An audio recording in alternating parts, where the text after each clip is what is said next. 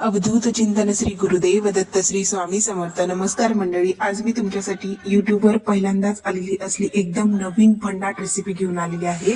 चला तर मग यासाठी लागणारे साहित्य आपण बघूयात. या रेसिपीसाठी आपण घेतलेलं आहे 1 वाटी गव्हाचं पीठ, 1 वाटी ज्वारीचं पीठ आणि अर्धी वाटी मैदा. यामध्ये आपण मिक्स करणार आहोत 1 चमचा मीठ, थोडंसं ओवा आणि थोडंसं अगदी फ्लेवरसाठी चिली फ्लेक्स आणि कसुरी मेथी.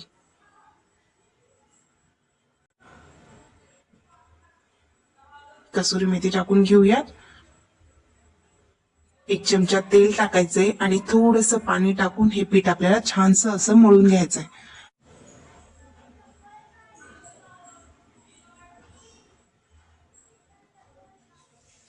मी आता थोडीशी कोथिंबीर याच्यात ऍड केलेली आहे. अगदी थोडंसंच पाणी टाकून आपल्याला हे पीठ मळून घ्यायचं आहे.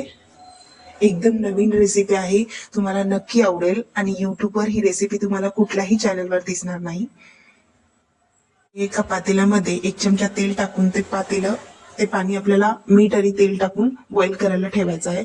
दुसऱ्या साईडला मी एक कढई घेतलेली आहे, त्यामध्ये 1 चमचा तेल टाकलेला आहे. अगदी फोडणी घालून घ्यायची आपल्याला जिरे आणि मोहरीची. त्यामध्ये आपण 1 पाटी बारीक चिरलेला कांदा घातलेला आहे. हे सगळं व्यवस्थित कांदा लालसर परतून झाल्यानंतर आपल्याला आता यामध्ये टाकायची अद्रक लसणाची पेस्ट, जी की मी अर्धा चमचा घेतलेली आहे. छानसं असं परतून झाल्यानंतर 1 वाटी उडदाची डाळ, जी मी रात्री भिजत घातलेली होती, ती बारीक वाटून आपल्याला यामध्ये मी 1 चमचा टोमॅटो सॉस घातलेला आहे, जे की व्यवस्थित फ्लेवर येण्यासाठी. आता साईडला जे पीठ मळलेलं होतं त्या पिठाची मी एक छानशी गोलाकार पोळी लाटून घेत आहे आणि त्याचे एकदम वेगळ्या, तुम्ही कुठल्याही शेपमध्ये हे बनवू शकता. मी हे अशा प्रकारचा शेप देऊन हे छोटे छोटे कट करून घेणार आहे. हे अशा प्रकारे दोन पुऱ्या या शेप मध्ये कट केल्यात आणि त्यामध्ये ते उडदाच्या डाळीचं सारण अशा प्रकारे भरून हे आपण आता हे उकळलेल्या पाण्यामध्ये सोडणार आहोत. त्याला छानसं असं शिजवून घेणार आहोत. शिजल्यानंतर अगदी व्यवस्थित असं आपण ह्याला गारहून हे बघा अशा प्रकारे हे दिसेल. आतमध्ये उडदाच्या डाळीचं सारण आहे. तुम्हाला हवं तर तुम्ही हे असंही खाऊ शकता.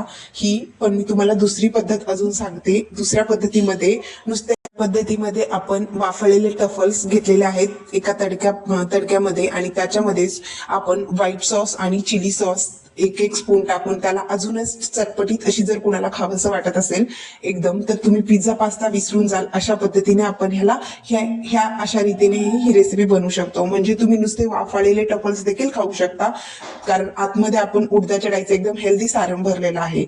हे बघा, हे बनवल्यानंतर वरतून चिली सॉस आणि व्हाईट सॉस आपण ह्याच्यामध्ये टाकलेला आहे मेयोनीजचा, जे की अशा प्रकारे हे टफल्स तयार झालेत. बघा, मी तुम्हाला एक कट करून दाखव.